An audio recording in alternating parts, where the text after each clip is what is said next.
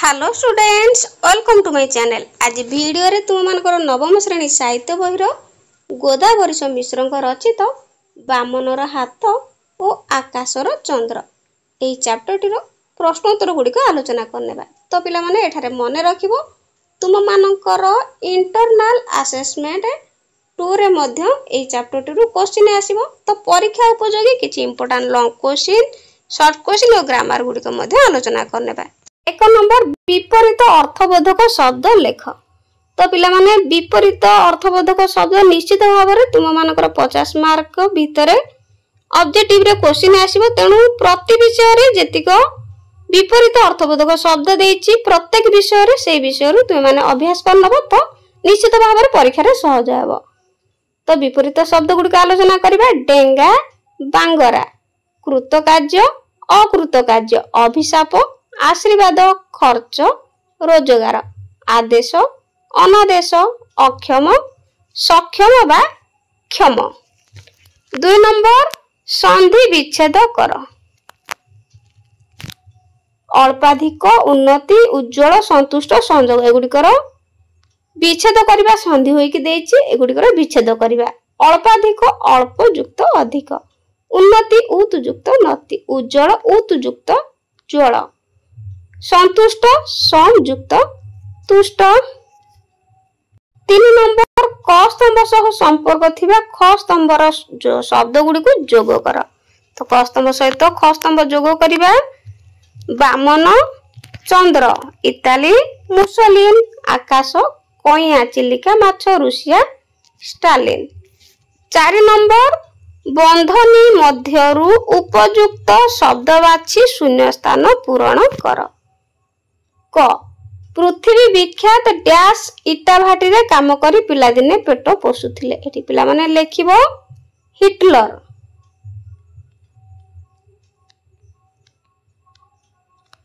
ख बेसी झियो जन्म हेले केही केही ताकू डैश मनंती। एठी मने रखिबो अभिशाप अभिशाप। ग डैश देशर नारी पुरुष अपेक्षा प्रबल। एठार लेखियो पिला माने बर्मा। घ शिशु गीत एक डैश कहिले चले। एठी लेखियो पिला माने मृग तृष्णा कहिले चले। 5 नंबर तळे दिया जायथिबा शब्द गुडी करे उपसर्ग व्यवहार करी नुआ नुआ शब्द मान गढ़। तो उपसर्ग व्यवहार करिबा। निधि एठारे निधिया निधि युक्त आ उपसर्ग लागिला बल अबल। एठी पूर्वर उपसर्ग लागिला अयुक्त बल अबल। बास सुबास सेही परी घात आघात आ उपसर्ग आ युक्त घात आघात। बाद अनुवाद एठी अनु उपसर्ग लागिला। तापरे क्षुद्र उत्तरमूलक। 6 नंबर बामन चंद्र को हाथ बढ़ाइबा चेष्टा नित्यांत हास्यास्पद काहेकि। उत्तर बामन खर्बकाय, चंद्र बहु उच्चरे अछि तेणु चंद्र को धरिबा को बामन हाथ बढ़ाइबा चेष्टा नित्यांत हास्यास्पद, कारण से केबे चंद्र को धरि पारिबो नाही। 7 नंबर ईश्वर चंद्र विद्यासागरଙ୍କ जन्म केउठारे होइथिला। उत्तर ईश्वर चंद्र विद्यासागरଙ୍କ जन्म आम भारत रे सामान्य पुजारी घरे होइथिला। 8 नंबर इटाली रो भाग्य विधाता किए ओ ताहार जन्म केउठारे होइथिला। उत्तर इटाली रो भाग्य विधाता मुसोलिन दरिद्र कमार घरे तांको जन्म होइथिला। 9 नंबर केउ माने बनर मालती परि बनरे फुटी झड़ी जांती बा झड़ी पडुछंती। 9 नंबर उत्तर कोटि कोटि बामन पृथ्वी को आसी बनर मालती परि बनरे फुटी झड़ी पडुछंती। 10 नंबर 60 पौटी घी हब ना राधा नाचिबो। एक कथा काहेकि शिक्षक माधव मिश्र लेखकों को कहिले। लेखकों को एंट्रेंस पास करबा को हेले बहीपत्र किणा खोराक व्यवस्था और प्रवास रे रहबार आवश्यकता हेबो। ताहा जोगाड़ करबा कष्ट साध्य हेबा अर्थ रे शिक्षक माधव मिश्र कहिथिले।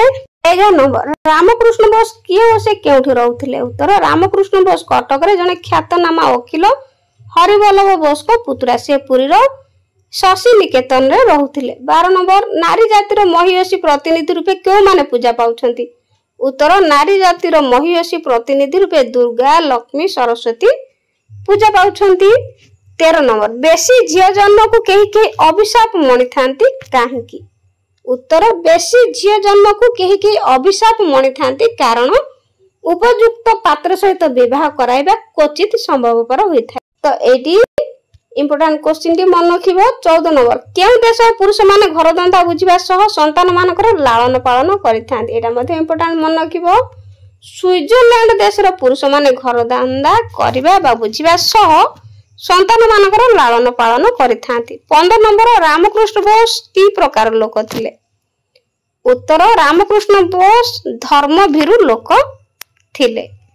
16 नंबर दीनबंधु नरेंद्र सिंह लेखकों को कौन कहिथिले? उत्तर दीनबंधु नरेंद्र सिंह लेखकों को कहिथिले जे से मासिक 20 टंका वृत्ति पाई कटक रे जाई पाठ पढ़िबे। तांकर मासको 15 टंका खर्च हेबो, बाकी 5 टंका से लेखकों को देबे। 17 नंबर विवाहित पुओ और विवाहित झियो को कौन कहा जाउथाय? उत्तर विवाहित पुओ को भत्ता और विवाहित झियो को भारजिया कहा जाए। मन रखिए पिला माने। 18 नंबर रामकृष्ण बोस को घरे लेखकों को काहे की पूजारी बोली मने कले? उत्तर लेखकों को मुंडरे सेतेबेले पेंडा वाला थिला। लेखक रामकृष्ण बोस को घरे अपरिचित थिले, तेणु लेखकों को तांको घरे पूजारी बोली मने कले। 19 नंबर पैसार अभाव पड़िले लेखक कौन करुथिले? उत्तर पैसार अभाव पड़िले लेखक उपवास रहुथिले। 20 नंबर लेखक काहे बड़दाण्ड बा बड़ देउल को बेसी जाउ नथिले? उत्तर बड़दाण्ड बा बड़ देउल निकट रे सुसज्जित होई रहितबा गुड़िया दुकान देखले लेखकक पार्टी टाकु टाकु हुए, तेणु पाखरे पैसा नथिबारु से सेठाकू बेसी जाउ नथिले। 21 नंबर मां माने पिलांकु सांत्वना देबा पई के गीत गाई थांती? उत्तर मां माने पिलांकु सांत्वना देबा पई आ जन्म मामु सरग शशि और मोकानु हाथ रे पड़ रे खसी ए गीत गाई थांती। 22 नंबर मृग तृष्णा कौन? ए क्वेश्चन टी बहुत इंपोर्टेंट, तो मन रखिबो। मृग तृष्णा कौन? उत्तर वास्तव में जल न थाई प्रखर सूर्य किरण रे सृष्टि होतिबा जलर भ्रम को मृग तृष्णा कहा जाए। 23 नंबर लेखक कौन पई दुख कष्ट सही माटी कामुडी पड़ी रहिथिले? उत्तर लेखक बामन होई सुधा चंद्र को हाथ बढ़ाइथिबारु दुख कष्ट सही माटी कामुडी पड़ी रहिथिले। सप्रसंग सरलार्थ लेख। तो पिला माने सरलार्थ निश्चित भाव आसीबो। तो प्रथम सरलार्थ 24 नंबर कोटि कोटि बामन आकाश उज्जवल चंद्रमंडल को देखि लोभ संभरण करि न पारे हाथ बढ़ाइचंती, मात्र धरि न पारि हास्यास्पद होइचंती। एटा बहुत इंपोर्टेंट मन रखिबो। उत्तर कोटि कोटि डैश बा डॉट डॉट हेउछंती संस्कृत गद्यांशटी बामनर हाथ और आकाशर चंद्र शीर्षक प्रबंधरू आनीत। आलोच्य प्रसंग रे प्राबंधिक गोदावरी मिश्र बामन मानक अवस्था संपर्क रे सूचना प्रदान करिसेंती। प्राबंधिक मतरे कोटि कोटि बामन पृथ्वी को आसी बनर मालती परि बनरे फुटी झड़ी पड़ुछंती। सेमानक विषय रे केही चिंता करूनाहांती। सेमानक मधुर जे चंद्र को हाथ बढ़ाई धरि पारुछि से लक्ष लक्ष डेंगा लोक को टपी जाउछि, किंतु कोटि कोटि बामन आकाशर उज्जवल चंद्रमंडल को देखि लोभ संवरण करि न पारि हाथ बढ़ाउछंती, धरि न पारि हास्यास्पद होउछंती। प्रसंगटी यथार्थ अटे। 25 नंबर सेही कारणर विवाहित पुअर नाम भत्ता।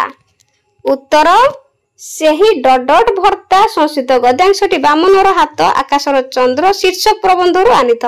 आलोच्य प्रसंग रे प्राबंधिक गोदावरी मिश्र समाज व्यवस्था रे विवाहित पुअर दायित्वबोध संपर्क रे वर्णना करछंती।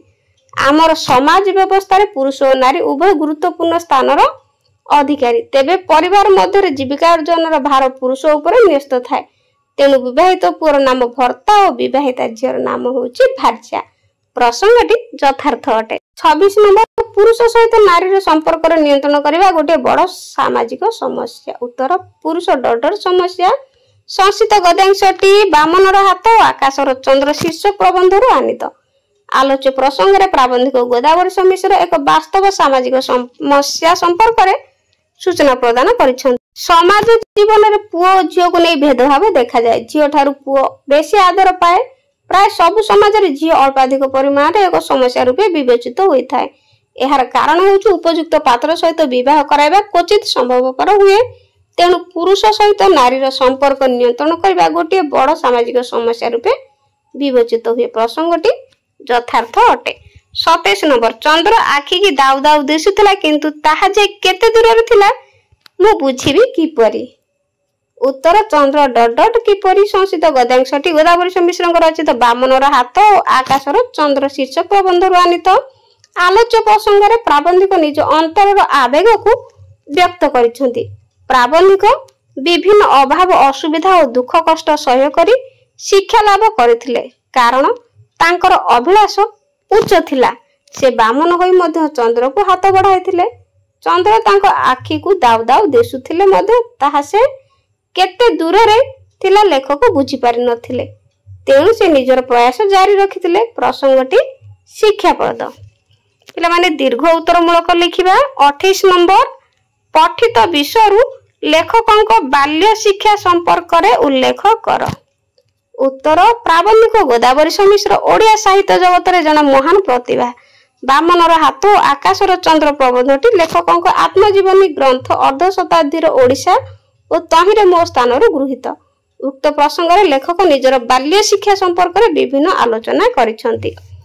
मध्य ओडिया विद्यालय द्वितीय शिक्षक माधव मिश्र थरे लेखक को एंट्रांस पास करिवार महत्व विषय रे कहिले। सेतेबेले एंट्रांस परीक्षा कहले वर्तमान मैट्रिकुलेशन को बुझाए। लेखकों को पूर्वर बाणपुर रे 60,000 लोकों मध्य केवल जड़े एंट्रांस पास करथिले। लेखक तही प्रति आसक्त हेले किंतु परिस्थिति दृष्टि लेखकों को निराशा ग्रास कला। प्राबंधिक मतरे प्रथमे चंद्र को हाथ बढ़ाइबा को पड़िला अथच मु देखिली जे मो हाथ पाउनाई सुतरां मास मास धरी नैराश्य बनिरे मते जळिबा को होला। लेखक शेष रे दिने पुरी रे नाम लेखाइबा को गले। प्रतिदिन अस्थायी माइनर स्कूल रे बसिले। दिने खोरधारी तहसीलदार स्कूल परिदर्शन रे जाय उच्च विद्यालय को पढ़िबा को जीवा को तांको उत्साहित कले। सेथि निमित्त व्यवस्था करि देले। रामकृष्ण बोस को निकट को गोटे चिठी लिखि लेखकों हाथ में पठाई देले। लेखक बोस को ठारू 5टी टंका साहाय्य पाइथिले। लेखक पुरी जिला स्कूल रे 5म श्रेणी रे नाम लेखाइले। लेखक दुर्गा पूजा छुट्टी रे किछि दिन पूर्वरु विद्यालय रे प्रवेश कले। वर्षर बाकी कई मास से 4th श्रेणी रो पूरा वर्ष जमी बिक्री अर्थ रे पाठ पढ़िले। लेखक बहु कष्ट रे बाल्य शिक्षा लाभ करिथिले। अनेक दिन पैसा अभाव रे उपवास रहुथिले। मासिक 4 टंका जावतीय खर्च करुथिले। बिना वेतन रे पाठ पढुथिले। शेष रे द्वितीय श्रेणी रे 1906 मसिया रे एंट्रांस पास कले। वास्तविक लेखकक बाल्य शिक्षा थिला कष्टप्रद।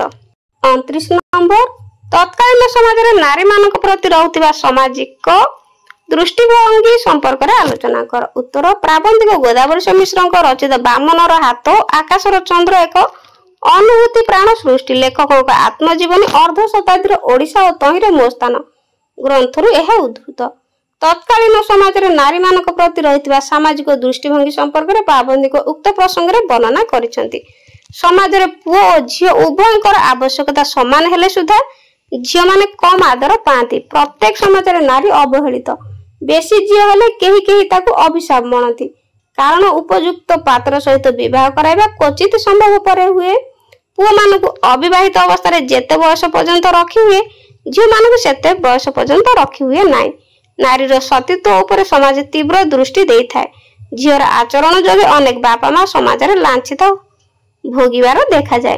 बापा माँ झियो को घरे न रखी विवाह कराई देबा निमंते जेते व्याकुल होंती बर पात्र माने सेथिरु लाभ उठाइबा को बसंती। तेणु कन्या शुल्क देबाकू पड़े। पिता कन्या शुल्क देबाकू अक्षम थिबार देखि केते कन्या आत्महत्या करंती। एथिरु तत्कालीन समाज रे नारी मानक प्रति रहितबा सामाजिक दृष्टिभंगी स्पष्ट हुए। 30 नंबर लेखक निजको काहे कि बामन बोली कहिथिले तो वेरी वेरी इंपोर्टेंट पिला मन मन रखिबो। उत्तर प्राबंधिक गोदावरी मिश्र ओडिया साहित्य जगतर जने अमलिन प्रतिभा। से थिले एकाधार जने साहित्यिक समाजसेवी और आदर्श व्यक्तित्व। बामनर हाथ आकाशर चंद्र लेखकक आत्मजीवनी ग्रंथ अर्ध शताब्दी ओडिशा और तहिरे मो स्थान आनीत। लेखक आपणर विनय भाव और परिस्थितिर तत्कालीन परिवेश दृष्टि निजको बामन बोली कहिसेंती। बामनर अर्थ होची खर्ब खाय मनुष्य अर्थात ସ୍ୱଳ୍ପ ଉଚ୍ଚତା ବିଶିଷ୍ଟ ମଣିଷ। ବାମନର ଅର୍ଥ ମନେ ରଖିବ ଖର୍ବକାୟ ମଣିଷ। ସୁଦୂର ଆକାଶରେ ଶୋଭା ପାଉଥିବା ଚନ୍ଦ୍ରକୁ ନିକଟରେ ପାଇବାର ବା ହାତ ପାଇଁତାରେ ପାଇବା ବାମନ ପକ୍ଷରେ କେବେ ସମ୍ଭବ ହୋଇନଥାଏ।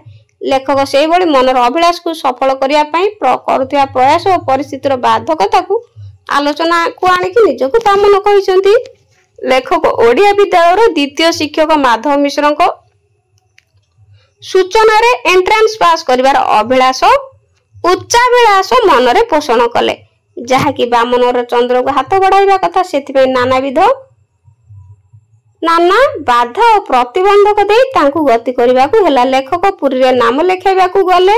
ଖୋର୍ଦ୍ଧାର ତହସିଲଦାର ସ୍କୁଲ ପରିଦର୍ଶନରେ ଯାଇ ଲେଖକଙ୍କୁ ଉଚ୍ଚ ବିଦ୍ୟାଳୟରେ ପଢିବାକୁ ଯିବାକୁ ପରାମର୍ଶ ଦେଲେ, କିନ୍ତୁ ଲେଖକଙ୍କ ପରିସ୍ଥିତି ଅନୁକୂଳ ନଥିଲା। ସେଥିପାଇଁ ସେ ମଧ୍ୟ ବ୍ୟବସ୍ଥା କରି ଦେଇଥିଲେ। ଲେଖକ ନିଜର ସେହି ପରିସ୍ଥିତି ବା ଉପସ୍ଥିତି ସମ୍ପର୍କରେ ସୂଚନା ଦେଇ ଉଲ୍ଲେଖ କରିଛନ୍ତି। ପ୍ରଥମେ ଚନ୍ଦ୍ରକୁ ହାତ ବଢାଇବାକୁ ପଡିଲା, ଅଥଚ ମୁଁ ଦେଖିଲି ଯେ ମୋ ହାତ ପାଉନାହିଁ। ସୁତରାଂ ମାସ ମାସ ଧରି ନୈରାଶ ବହ୍ନିରେ ମୋତେ ଜଳିବାକୁ ହେଲା। ପୁରୀ ଜିଲ୍ଲା ସ୍କୁଲରେ ପଞ୍ଚମ ଶ୍ରେଣୀରେ ନାମ ଲେଖାଇ ଲେଖକ ଶିକ୍ଷା ଲାଭରେ ଲାଗିଲେ। ବିଦ୍ୟାଳୟରେ ତାଙ୍କର ପ୍ରବେଶ ସମୟ ଥିଲା ଦୁର୍ଗାପୂଜା ଛୁଟିର କିଛି ଦିନ ପୂର୍ବ ସମୟ। ତେବେ ସେହି ବର୍ଷର ବାକି ଥିବା ମାସ ଓ ଚତୁର୍ଥ ଶ୍ରେଣୀର ପୁରା ବର୍ଷ ତାଙ୍କୁ ପାଠ ପଢିବା ଲାଗି ପିତାଙ୍କ ସମ୍ପତ୍ତି ବିକ୍ରି କରିବାକୁ ହେଲା। ନିଜ ଖର୍ଚ୍ଚ କମାଇ ଅନେକ ଦିନ ଉପବାସ ରହି ଏହି ବାମନ ଚନ୍ଦ୍ରକୁ ହାତରେ ଧରିବାକୁ ଉଦ୍ୟମ କରିଥିଲେ। ଅବଶେଷରେ 1906 ମସିହାରେ ଏଣ୍ଟ୍ରାନ୍ସ ପାସ୍ କଲେ। ଲେଖକ ନିଜକୁ ବାମନ କହିବା ଯଥାର୍ଥ ଅଟେ। ତ ପିଲାମାନେ ଭିଡ଼ିଓଟି କେମିତି ଲାଗିଲା କମେଣ୍ଟରେ ନିଶ୍ଚିତ ଜଣାଇବେ। ଭଲ ଲାଗିଥିଲେ ଲାଇକ୍ କରିଦେବ। ତ ଆଜି ପାଇଁ ରହୁଛି। ଗଡ୍ ବ୍ଲେସ୍ ୟୁ।